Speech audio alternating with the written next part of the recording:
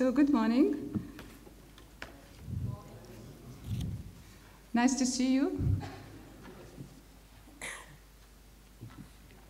So I'm coming from international organization, which is one of United Nations system organization, what we call it UNESCO. It's specialized in education, science, and culture.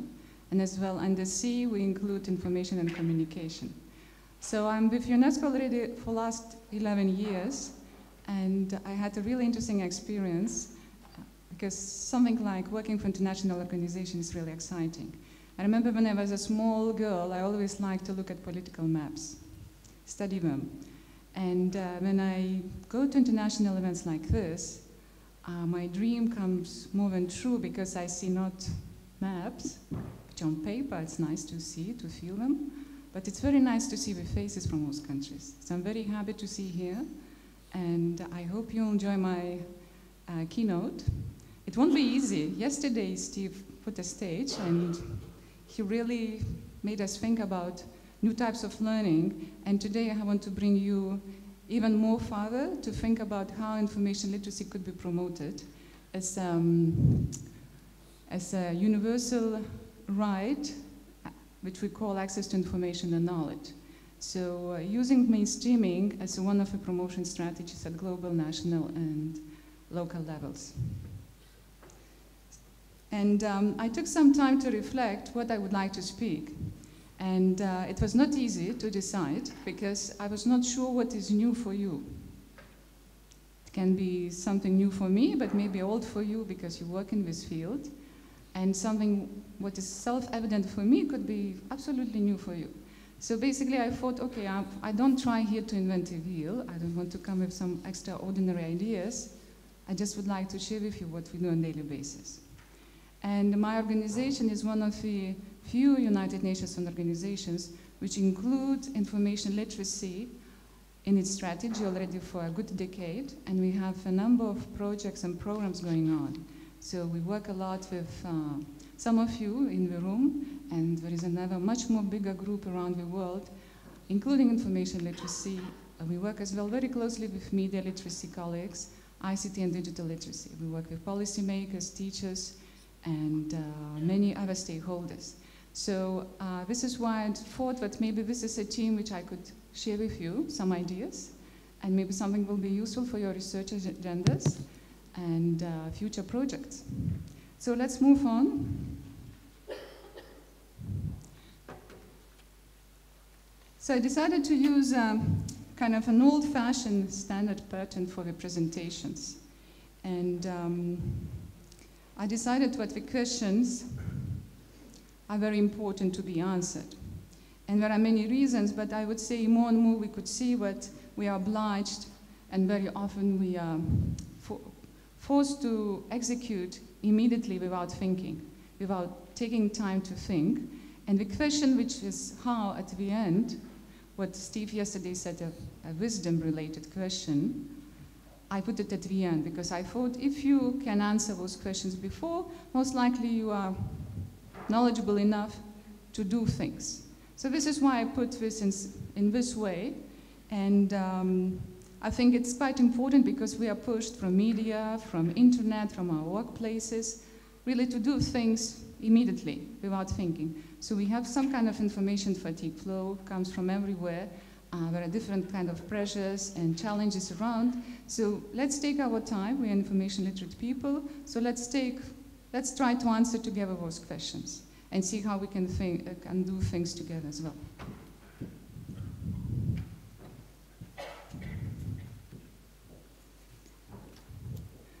So the first question what I want to ask ourselves is what are the issues we are facing in our life?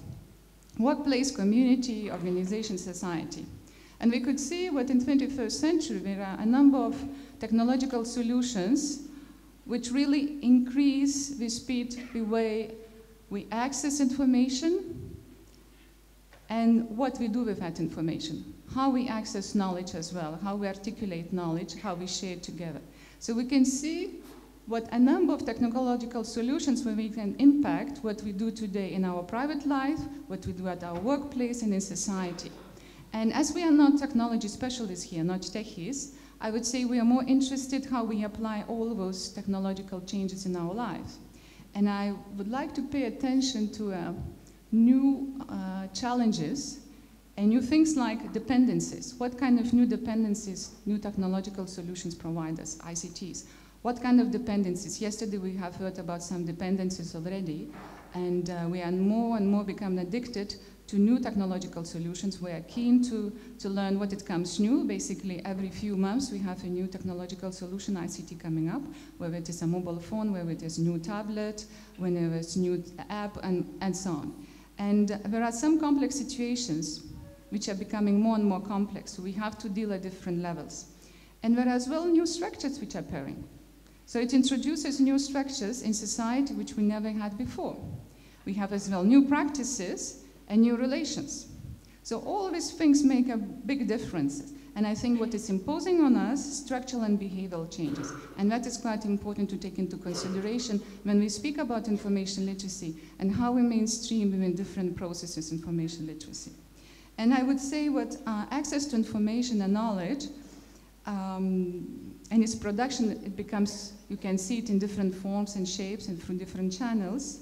And it's no longer accessible and available and produced by exclusive groups. And what I mean here, for example, professional communities like media institutions, like libraries. Basically, all of us become not only information producers, but we as well become evaluators. So we consume, we produce and evaluate information. And this is what it happened basically immediately now. I've learned that this presentation will be broadcasted, so immediately you can put your notes and we'll know how you evaluate this presentation. It's a challenge, we learn it.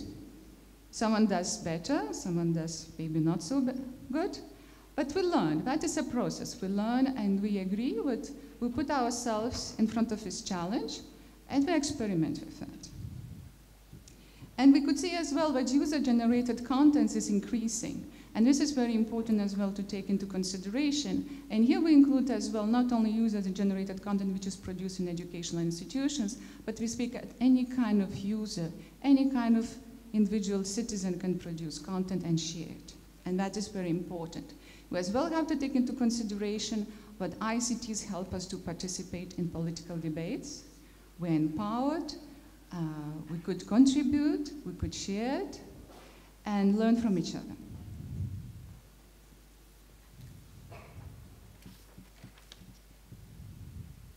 So what is important to take into consideration, what is the rate of change? So how fast we adapt to these new dependencies, to new challenges, to new practices, how fast we come with new solutions. And here, I hope you can see it, I just selected some global trends. What it is important when working in international organization, we take them into consideration. It's very important for us to see what there are different peace processes in the world, so technologies play a role. We know, for example, from Arab Spring, what mobile phones did in Arab states. We as well know what its influence has climate change. For example, some years ago, we had a discussion with one colleague from media literacy, and he was from the Philippines, and we had a discussion. I said, what's about the survival skills? It's like, sounds like for me like scouts. Like, you know, you are a young school child, you have to know how to make fire in the forest. And he said, no, survival skills is absolutely different. I said, what is about? And he put it very nicely, when you are coming from somewhere like Indonesia, you have to have survival skills. So information literacy comes with survival. If it comes to tsunami, if you have a tsunami, you have to know what to do. This is why it is important, information. This is how it is important how we present it. Financial crisis makes a very big difference. The way we see today, how we allocate our resources, where we put emphasis. And there are many social models which are challenged today. I don't know if you want to ask yourself, when libraries are closed, is it really correct? And who is responsible for that? It's a good way to say, okay, you did something in the past, it did not work, now you do something new. But the question is whether your rights are preserved, whether you really could access information the way you want as a citizen. So we could see what there are new notions of concepts which appear. And we articulate it in different types of, let's say, those bubbles, but we have them. We have illiteracy, we have still poverty, we have as well information fatigue. I don't know how you, but I really get tired when I see in front of me, I open my emails and I see 100 emails. And not easy ones, you know, ones which require some reflection. So what do? First you think, okay, I take a coffee.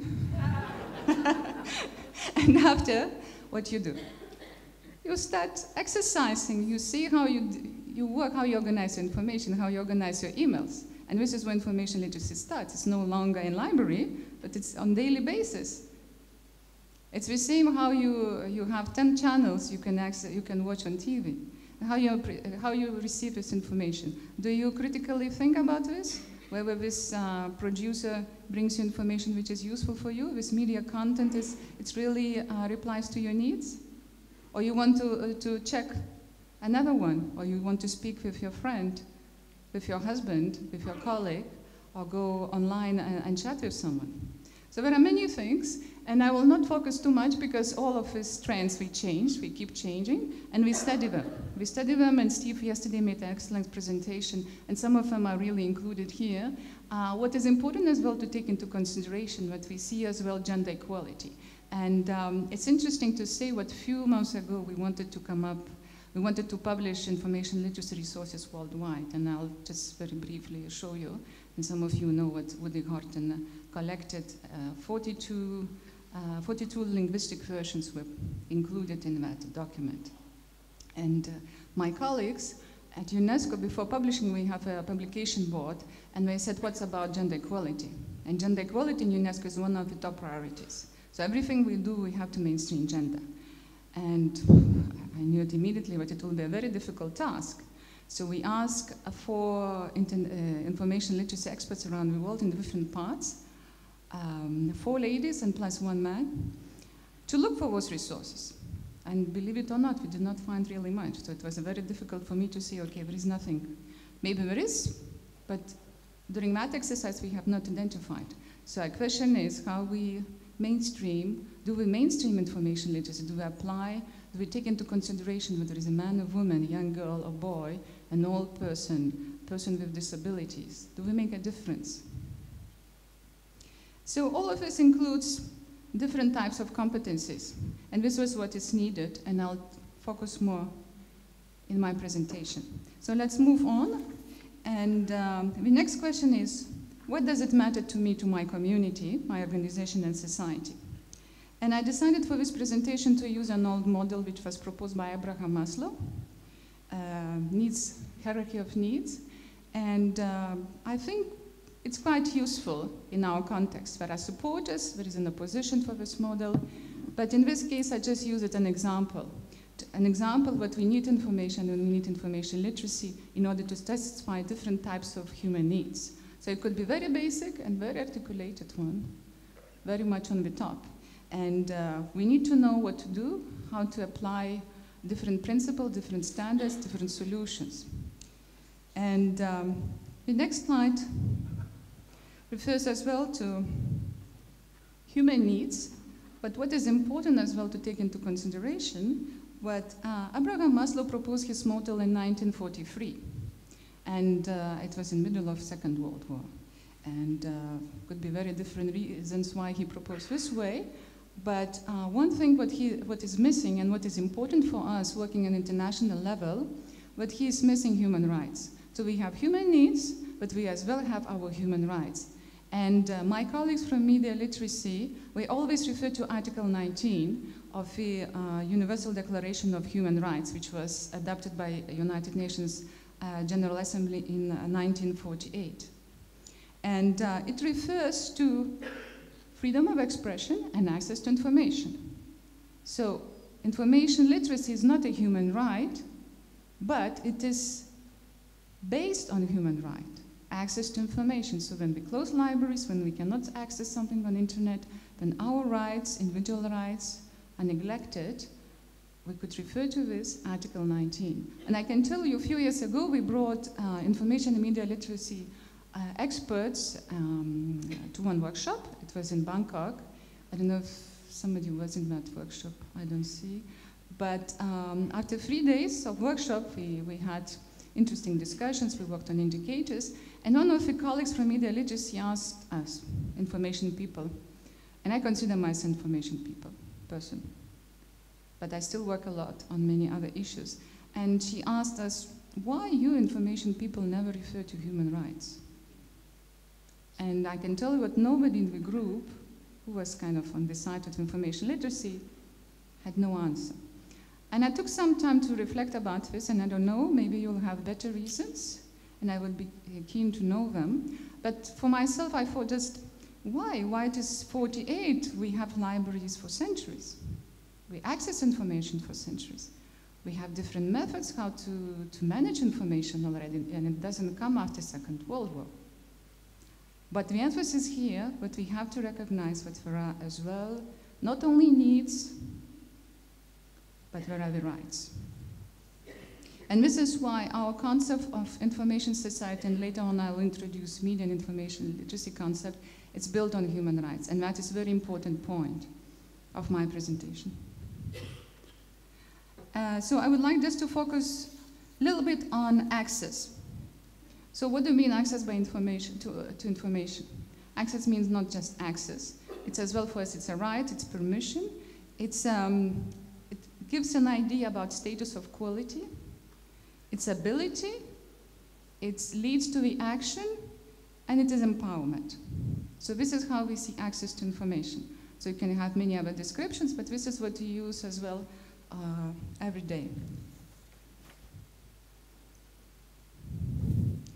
So why an organization like UNESCO is working on information literacy or in general literacy issues? So of course we want to reply to emerging challenges with different types of solutions. We have to serve our member states, and one of them is United Kingdom.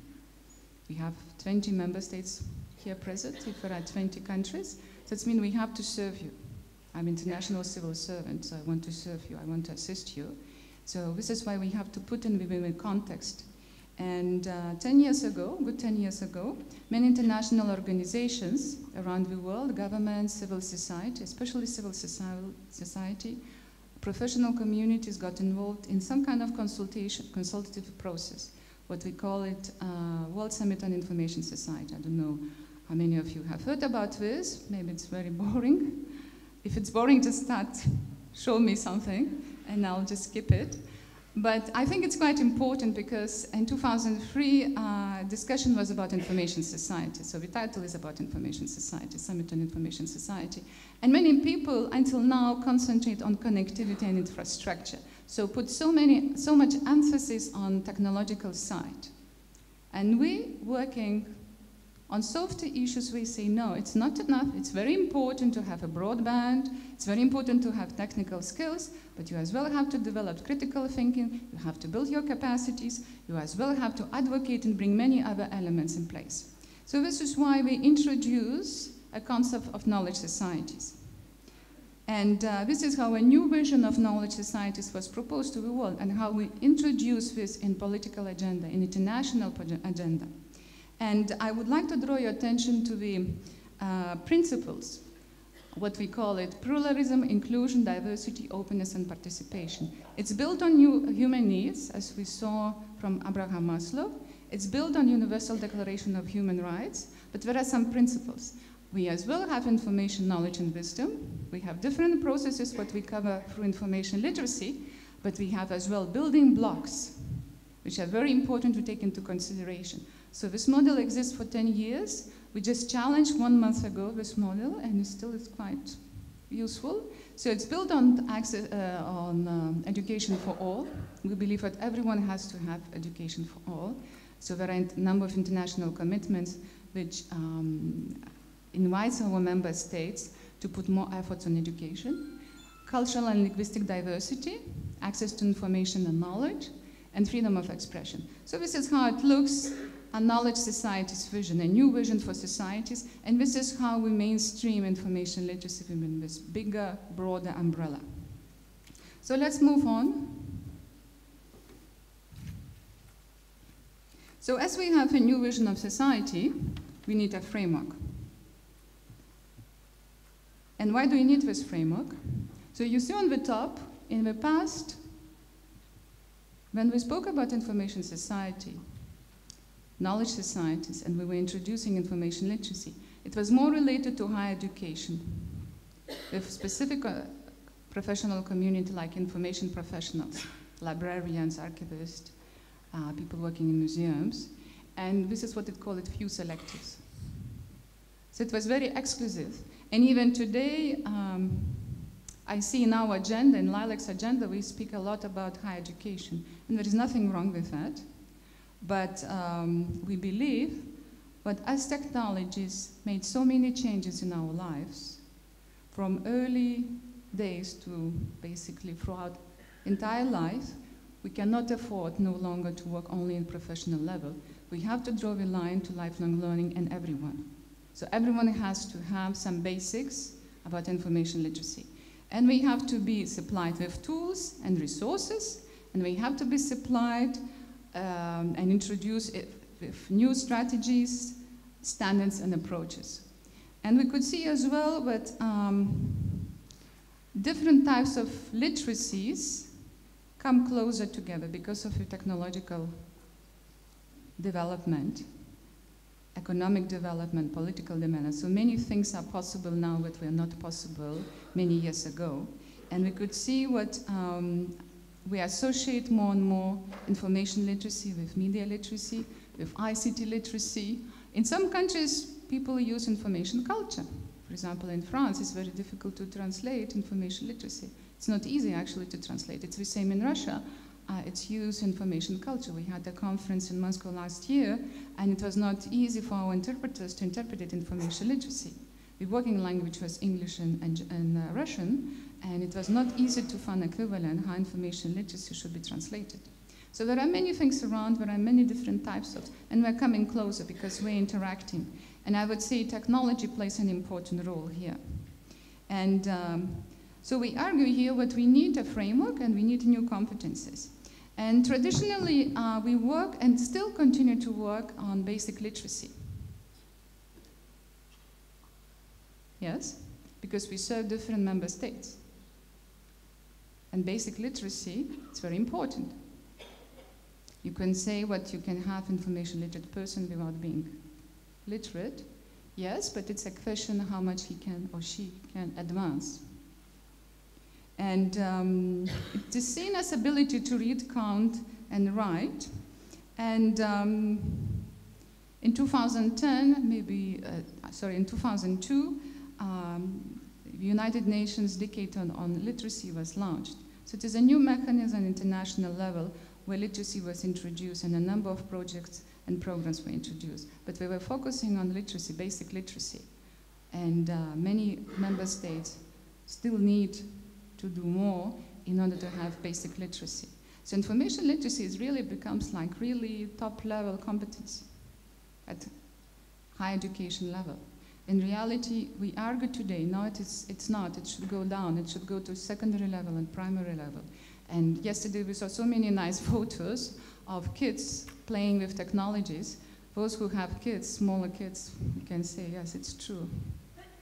It's true. I don't know if we are residents or we are, we just play around. We can have different kind of terms in place, but in reality we play together. So ICTs become a toy for them, and we experiment, and you can learn with them.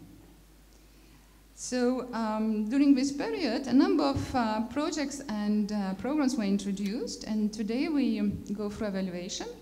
And one interesting thing we could observe at global level, that rates of literacy are increasing, basic literacy. So many member states, many countries really managed to put efforts to have higher level of basic literacy. But it's interesting as well to say from the reports that we receive, but there are many other countries we still need to put more emphasis and promote literacy which relates to new types of literacies. And this is where it comes information literacy, where it comes ICT literacy, where it comes digital literacy, media literacy. And there are many member states, there are many countries. And documents as well and reports, research what we did in the past, we see what literacy should not be reduced to understanding of some kind of a skill or competence and only related to few domains. It goes across different domains, and it doesn't happen once at higher education level, for example, but it goes throughout whole life. So it becomes a complex issue, a multidimensional concept. And this is why we have to see what information literacy is a part of this big process. So here I would like to introduce you a concept what to use it at UNESCO, and it is a media and information literacy concept. It's a working concept. So we move away from individualistic approach, just working on information literacy, but we introduce media and information literacy. And as I say, it is a working concept, so it is evolving. It's not definite.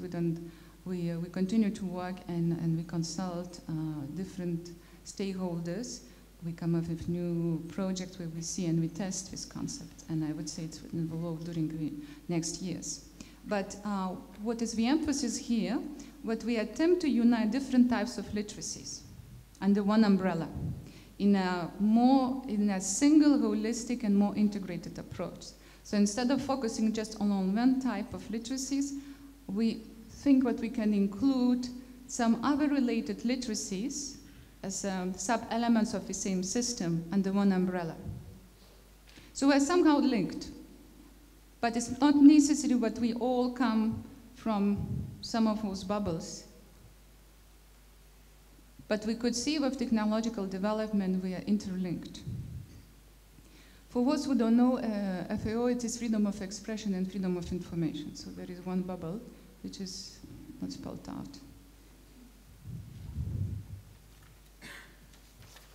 Are you all right? Is it boring? You are very calm. So the next question is who and why? So we say already what we have a framework, we have a vision of societies, and we need something to do with that. And how? So we need competences. And in UNESCO, we see competences as skills, knowledge, and attitudes. It's been a long discussion how to articulate competences, and we had a long discussion whether attitudes is the right word, whether we have to include rights or values, and we just stick to the attitudes. And we say what people need at different levels, new types of competencies. And we include as well a number of competencies which relates to media and information literacy. And where needed for something more than just individual use, as well where needed for world peace, freedom, democracy, and good governance related issues. It fosters exchange of intercultural dialogue, and many other elements, which maybe we don't speak today here, but it's much more broader than just few types of literacies or related to skills, for example. A few types of technical skills. It's much more broader concept. So it's not easy actually at practical level. It's easy to say, but it's very difficult to do it. It's difficult to bring it down to the ground, to bring it to countries, to universities, to professional community, to simple users.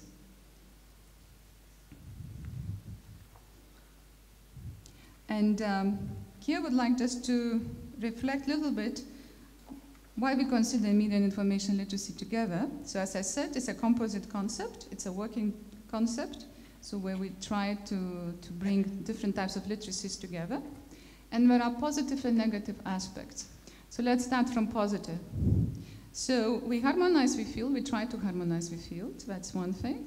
We see there is a convergency. We see as well that there are common delivery platforms. So we can save funds and resources. There are some access devices which could be used as well. We could as well mainstream at the same time and integrate certain elements in different agendas. We can use the same resources. So during financial crisis, it's very useful. Yes? We can come up with joint agendas, strategies, and approaches, and it's good for intersectorality. So you can have even longer list. We can discuss and discuss and discuss. But there are some negative aspects. And we have to take them into consideration. We have to study and see how we can make them positive, if possible. And here I would say, I work a lot with media literacy colleagues, and it's a new field for some of us. Some of us, we feel more confident. And it's important to balance. Sometimes when we have discussions, certain things go more to freedom of expression, and we forgot that there is access to information. So when there are discussions, we have to keep balance, because at the moment, we don't have many professional community members who would be equally able to speak about information and media literacy. We try, we learn, we share, but at the same time, we have to keep an eye. And sometimes it is really dangerous because we can come up with a very generic approach. Just something like going on the surface, you know, you feel dust. But in reality, there is something more deeper. And this is what is important to keep in mind when we try to work together. It's as well not easy in terms of coordination, so there are different activities taking place around the world, so sometimes things happen and you just have to run after them. You are late, so it's actually a useful exercise because it keeps you working, so you look around and it moves you forward. But at the same time, it's difficult to coordinate what is going on, to understand what kind of changes, challenges, and so on. And sometimes it's not easy to come with joint compatible agendas and different structures, models, and programs. And this is why it could be limited application. Limited. But despite those negative elements, we continue to promote this concept. So what are the new target audiences? So the question, who?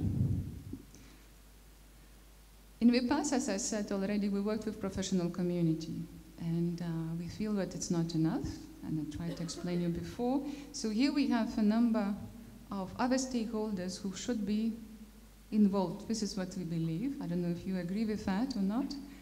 And first of all, educators, teachers in service and training. We're working at secondary educational level, primary, and most likely we have to bring down even to kindergarten level.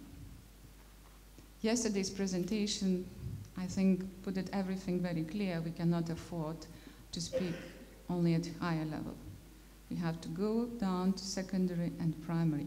So this is why it's important for us, for teachers. We won't be information professionals. We won't be media professionals, but we should have a core competencies on media and information literacy in order to draw attention of youngsters, young generation, on some threats and opportunities.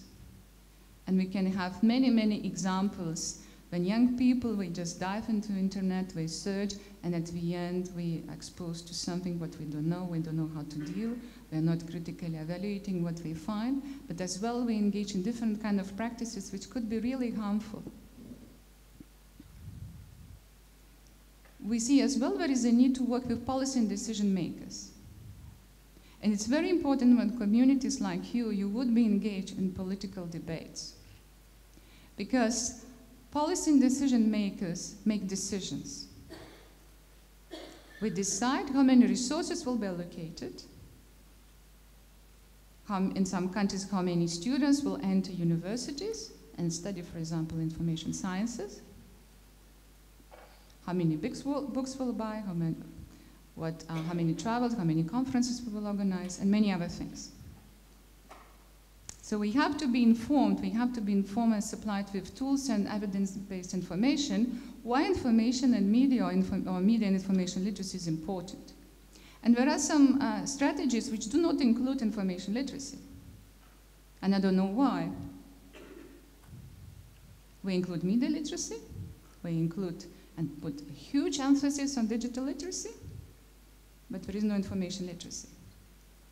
Once I was in the conference where I raised this question and asked this question participants, it was more like a workshop type of event, I said, what is a problem, why it is not included in political agenda. And it's clearly we don't participate, we don't try to be involved or not enough in political debate. So we have politicians, we have parliament people, we have to ask them why information literacy is not considered. We work as well with departments of statistics because we believe that policy and decision makers, we have to be supplied, we have to have evidence-based information. So we have to work with departments of statistics. So I'm very much involved in a project and we're developing indicators. And as soon as we have them, later this year, we'll as well train staff of Department of Statistics that we will be able to use those indicators to come up with evidence-based information. And I'll speak with this a little bit later about this. We work as well with industry, so we have a number of public and private partnerships. We don't work much with employees. That's a different category. We would like to work more with marginalized and disadvantaged groups. And I already said that we don't have many resources, which would be how information literacy is applied, for example, used by persons with disabilities. I don't know if you know any resources. I would be very happy to know about this. So if you know, just email to me. But this is what this is a category of people who have as well to be included. And other users meaning everybody else. So simple citizens. So the next question is, where should we begin and when? Then, of course, it's today, it's now. But where should we begin? I would say we have, first of all, to acknowledge certain things, that citizens require new competences, and they have to be acquired during their lifetime. So it will take place at different stages of life and in different contexts. And we have as well to acknowledge that media and information literacy will be used at individual, community and organizational level, social level as well. So their rights and their needs have to be respected. So this is where we begin with. So it's a little bit a repetition of what I said before, but this is where we begin. We just believe that media and information literacy has to be streamed in all those, at those all levels. So, and now this is half of my presentation. So I still have 15 minutes, I guess. And so as we more or less answered other questions, I don't know if all, or maybe there are even more questions, I think now we can start with question how. And during next slides, I will introduce you some initiatives, some projects that we work right now. I don't concentrate on those which were already done in the past, something like 5 or 10 years ago, but just only concentrate from 2010 up to now. And I'll share just examples how we mainstream information literacy or media and information literacy together in different types of projects, programs, strategies. So there are some questions which will be used just to illustrate through different types of examples. So here we have international normative framework. Is it boring? I don't know how much you like these kind of things. We can, but I think it's important as well to know, because I'm coming from international organizations, so I want to share with you something what is happening at global level. So we have, we don't have any single convention and treaty directly linked to information literacy, directly linked to media literacy. There are some elements in. It's a good question, do we need them or not? We can debate about this. But there are 3 recommendations. 2 of them are UNESCO's and 1 of them IFLA, and very soon it becomes most likely UNESCO's as well, because we are discussing about IFLA recommendation on media and information literacy. But there is as well a recommendation on the promotion and use of multilingualism and access to cyberspace. And it includes some elements on ICT literacy. It has a number of elements from information literacy and a little bit on media literacy. And there is a chart on the preservation of digital heritage. I just would like to draw your attention for the second one, recommendation on the promotion and use of multilingualism and universal access to cyberspace. All member states of UNESCO have to provide reports on measures we introduced during last 4 years. It's not a binding, it's still a recommendation. It's not a binding legal instrument, but it's a recommendation. But it gives us an idea what kind of initiatives were introduced at country level. So last year we prepared a second consolidated report, and you can find it on our website. It's very short, but you can find as well all reports from all our member states which contributed. Not all of them contributed, but it gives some ideas. It gives some ideas how things happen at country level. And we have, what is interesting, we have 10 declarations and maybe even more. What does it mean, declarations? Conference like this, many participants, we discuss, and suddenly we decide what we have to use the common wisdom and come up with a declaration. So one of them was introduced in Moscow last year. So Nancy Graham was with us. I don't know how many of you were in Moscow. I invite you to read it. It's an interesting exercise where you bring together people from different backgrounds and you ask them to articulate what you feel, what you want to do, and how. It was another one, Havana, first declaration, Brussels, Lima, Toledo. There are some other ones, and we have one proclamation. So this is a normative, let's say, framework. And I know what some specialists use very often, and we refer to in their papers to those declarations. So how could we mainstream media and information literacy? So here I speak not only about information literacy, but I add as well media literacy. And how could different ML mainstreaming strategies be applied? So let's start from selective. And we were using this and still using this model for many decades, where we have information and media literacy going in parallel. So there are some connections, but we go in parallel. So we just continue to explore, to work in this domain, but it goes more at professional level or subject-related level, let's say. So what we propose here, integrated approach, where we try to bring together elements of the same subsystem, so what you saw before, which leads us or gives us or brings us next step forward to transliteracy. And I use here expansive one, which is more related to, let's say, not only with elements which are related to the system itself, but it brings as well many other elements which are not really have direct, let's say, relevance.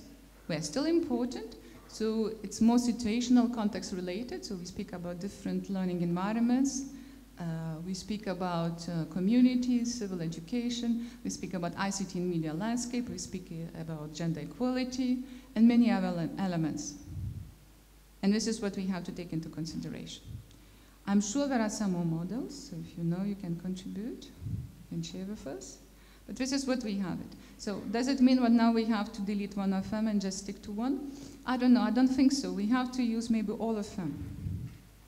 And this is why we say we promote knowledge societies in plural. It's not one society, so it means not one model applicable to everyone, but it could be many models. We build pluralistic societies, diverse societies, inclusive societies. So this is why one model which is applicable in your country, on your research, we can change it, we can modify. We are an open society, so we can play with this around, and we can come up with new models. So this is what I think, it's just few proposals, but I think could be many more.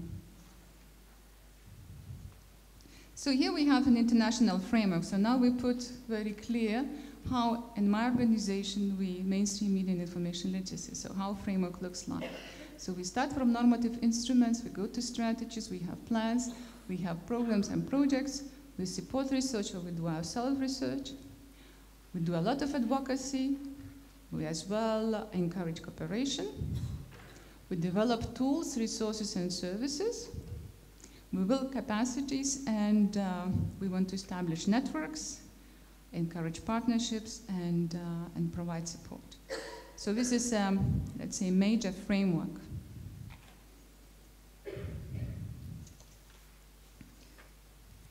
So now there are a few examples, and I'll go very quickly.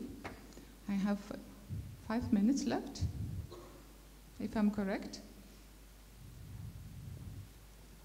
So the next slide is, we came up with media and information literacy curricula for teachers. And as I said, we pay a special attention to teachers in service and training. So it's a curricula which is flexible, but it gives a comprehensive framework for teachers with a number of resource materials, how we can use media and information literacy at educational level. And we come up with a number of training workshops around the world where we train teachers to use this. Now, it is a general framework, and what is for us important, what we do not expect that you will take, you copy and paste. We expect you that you will do something before you save. So you adapt at national level, and that is very important. So we would have not one model, but we would have many models around the world, and we expect that after 5 years, we'll have a number of member states, different institutions, teacher training institutions, which will use this curricula, and we will come up with own ones. And this is what is interesting as well with open educational resources. It allows you to do this kind of things.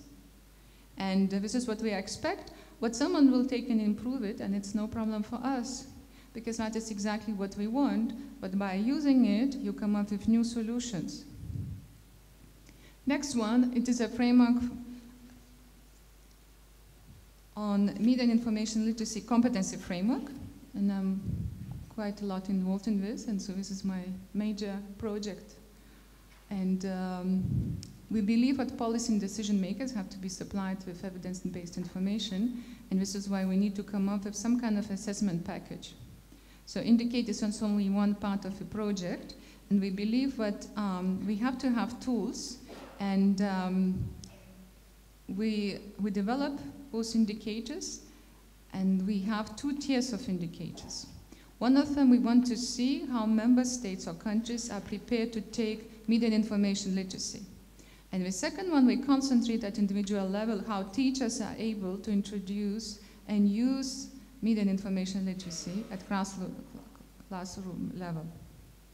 And we believe that by having this information, we'll be able to make informed decisions. So we'll be able to monitor how teachers use information literacy, but at the same time, we can see during several years what kind of progress has been made. So we focus here on teacher level and the preparedness of countries to introduce media and information literacy. We have as well, we are working on policy and strategy guidelines for policy and decision makers. It will come very soon in June, the document, so I will not concentrate too much, you will see it. We have as well an intergovernmental program, Information for All, and one of its strategic priorities is on information literacy. And we have a number of projects going on, so it is intergovernmental program, so it is important for us. We work very closely with different experts coming from different countries on different projects, so we fund certain our projects and programs. And I don't know how many of you know this. It's, I would say, crowdsourcing product. Woody Horton, he collected resources on information literacy from 42, we have 40 linguistic language lists.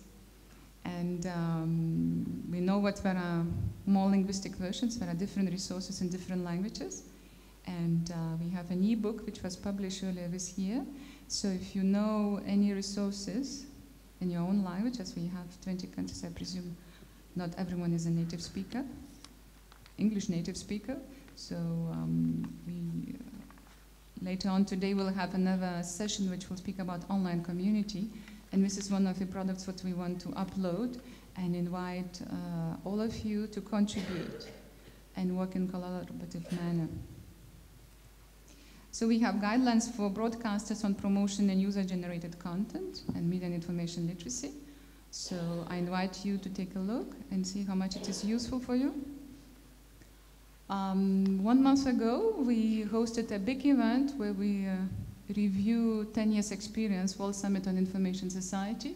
So we invited few researchers to study more what is going on, what is the role, what is a conceptual relationship between media and information literacy and knowledge societies. So this document is available, and it was used for preparation of recommendations. Again, mainstreaming information literacy within a broader context. So you can find it online on our website. We have a number of networks. So this is a new network which we created with 8 universities around the world. Those universities, we work on information literacy or media literacy. So we will help us to study ongoing trends. As well, we will be involved in a number of projects we are working with. So this network will involve, and these are 8 universities at the moment. And this is a knowledge online community, and Jane Secker will speak about this. So there are a number of knowledge communities, and one of them very small on information literacy, so take a note and join us. There are a number of other online communities on different issues, like, for example, FOSS, open educational resources, gender, disability, and many other ones. What is interesting here, it's not a static website. So here you, as an owner of this platform, so you become a member and you can upload your content, you can contribute, you can put comments, you can share documents, you can inform us about upcoming events and many other things. So it is more like it's a community. And I hope it will be successful, because in the past we did a number of projects where we were launching different kind of website platforms, and after some time we were dying because community was not using. And we said, okay, why do we have to continue with them if it's not useful? So that is a new experiment. We hope that it will be useful. So it has to be driven by community, not by us. We just set the stage, we give you tools, but at the same time it's for community to use it. We are launching a mapping exercise in Southeast Asia. We want to know what kind of policies and practices are in place. And there are many things going on. Sometimes I'm surprised. You expect that in some countries people would not know what is going on, and at the end you just find out that we are fully aware and even better informed than we are here in Europe. Once I had a discussion with a number of teachers, and we were revising one document, and I said, do you know what are the roles of media in society?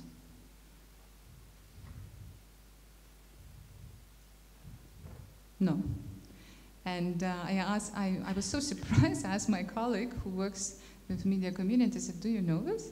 Is it possible? And he said, yes, but you know, I was last week on mission, and I asked the same question, and very far away from Europe, teachers knew it very well. So there are different interests, but there's nothing wrong. I'm sure we know. It says only we take many things for granted. We have all technologies in place, all our kids go to school, so we don't have to make many efforts. It seems to be self-evident you go to school when you are 6 or 7. But in many other parts of the world, it doesn't happen like that. So there are more efforts to be put in place. And this is why people look at those technologies very differently. We use technologies in very different ways. And many things we take for granted. And here we as well raise awareness for international events. So a few conferences took place and 3 are upcoming. So the first one is in Abuja, Nigeria. We'll bring a number of African professional institutions, both from media and information literacy. And we want to mainstream, to promote media and information literacy in Africa. And I think there are a few participants from Africa, so I would be happy to speak with them. And if you know any institutions, you have any projects, in Africa, please let us know, because we want to bring them together. So we want to bring them first of all together and come up with new ideas how we can work. So the final message is that media and information literacy needs to be mainstream for the promotion of universal access to information at global, national, and local levels. And my contact details are here, so you can email to me. And thank you for your attention. I hope it was interesting and useful. Thank you.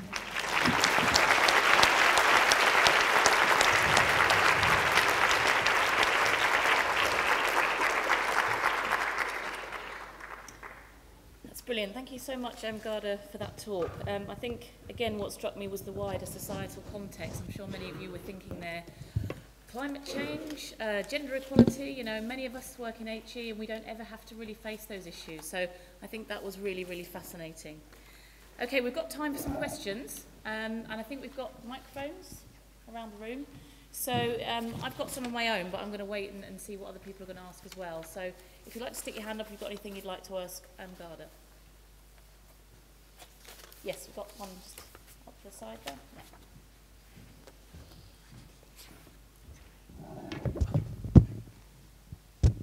Thank you. Roland Scales, Buckinghamshire New University. Very exciting presentation. And I wish I'd come across a lot of this material good 3, 4 years ago. One slight observation. In a lot of my reading and my conversations on the topic, I found that there can be local resistance to information literacy and related ideas, because to get an institution to adopt such a framework involves a paradigm shift. I've come across universities, for example, where the main priority was in generating hard cash in the short term. Is this very commonplace across other countries? Resistance to information literacy programs at local level, this is what I'm saying. Should we take some more questions, or you would like? Okay, so thank you for this question. I wouldn't say that there is a resistance. I would say there is a lack of awareness. That is what is an issue. Because resistance always comes with some kind of logical arguments why we resist. But when we are not aware about something, it's very easy to resist. We say, no, it's not useful for me. So I think what is important, at least at our level, we use different types of strategies. This is what I try to illustrate. We go through different levels, and we work with different stakeholders to raise awareness about media and information literacy. So when there is a critical mass of awareness in the country, it becomes easier. So different stakeholders, we buy it easier, we take it easier, because we see there is a potential. There are some countries which are more sensitive about media literacy, and it's easier to go with information literacy. But in reality, I would say it's a question of awareness. There is no resistance, there is lack of awareness. This is what I would say. Any other questions? Can't see any hands. Okay, well, I've got a couple here that I want to ask you. Okay. One of them is, I think a lot of the things you were talking about really sort of gave a challenge to all of us here. And I think in terms of the context of LILAC conference, how do you think we can better promote media and information literacy as a concept? And what kind of audiences do you think we should be targeting? Should we be inviting teachers here, secondary school teachers, primary school teachers, to talk with us? What other ways do you think we could involve that? Thank you, first of all, for invitation. I should have started my keynote by thanking organizers. I think you have a really good conference, and I went through your archive, and I think you do a really great job every year, bringing so many people together. in very organized manner, in so collaborative manner. Yesterday I attended several sessions and it was very interesting. It was very interesting, and I think, yes, you have to open doors to many people, because if you buy it, what we speak about new vision of knowledge societies where information or media and information literacy are important for everyone, it means that you need as well to have some thematic tracks where you invite teachers from secondary level, primary level, policy and decision makers. Maybe you need to raise way awareness, but we have to be involved, we have to learn about this. And yes, I think you need to have different approaches, because you can handle many things yourselves very well. As a professional community, you have most of your tools and resources. We are just, you introduce some adjustments, you introduce new structures and practices, but in reality, try to become more inclusive. This is what I could recommend. So you can invite more speakers from different groups, and for me it was very interesting to learn from you.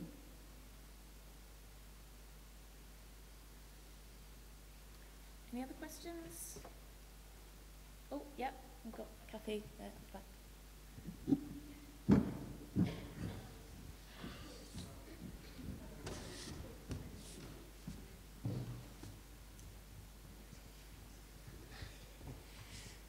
Hello, Kathy Jackson from Cardiff University. Interesting what you're saying about engaging decision makers and policy makers. I absolutely agree. We've had some success in Wales, but that's because Wales is small and like Scotland is, so we've been able to make some national progress. We can talk to our civil servants very easily. I wonder, have you any advice for England, where it's much larger, much harder to talk to the decision makers, where there isn't a government department for libraries quite so clearly, and they have other things on their mind anyway. So I know you've got the UNESCO primer, that was really helpful to us, but have you any words of wisdom? So working with decision and policy makers, you can do at different levels. And I would say, yes, it's a good example of Wales, and there are many other regions and countries which are much more bigger, so the way to access those policy and decision makers, it's longer. I come from a small country, so for me it's like very often a politician is like a friend from a playground. And I have a husband coming from a big country, where for him seems to be like, and there are different situations, there are different contexts, and I would say in your case, invite them to the conference. You have local politicians. Start from local level. If you cannot reach those who are at country level, try to be engaged with those who are coming and you are voting. You can ask why you don't promote information literacy. And that is exactly what, with new technologies, you can be involved in political debate and dialogue. It's not easy. It's not easy. It won't happen in one day. We know it. And there are competing agendas. I can tell you there are strategies which do not include information literacy, include digital literacy, which says that it includes information literacy. Whether it is correct or not, that is a different question. But that is as well a good question to ask why information literacy does not appear so explicitly. So we have to claim for our rights. Rights to access information, to express freely ourselves. And this is why I would just encourage you to work with policy and decision makers at different levels. Could be different models, could be different techniques, different events, networks, any kind of things. What it works, it's good. Okay, thank you very much, Irmgarda. I think that was a really inspiring talk, and you'll be available, you're here for the rest of the day, is that right? Yes, so if you have any questions, you just could email or ask me. And we've got a break time coming up right now, thank you. So if you've got any questions over coffee. Just like to say thank you to everybody.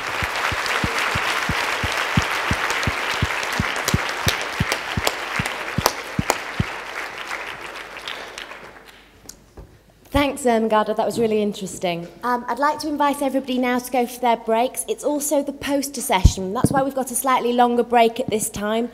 So go down, have a look at the posters and ask the people who are presenting the posters some questions. Thank you very much.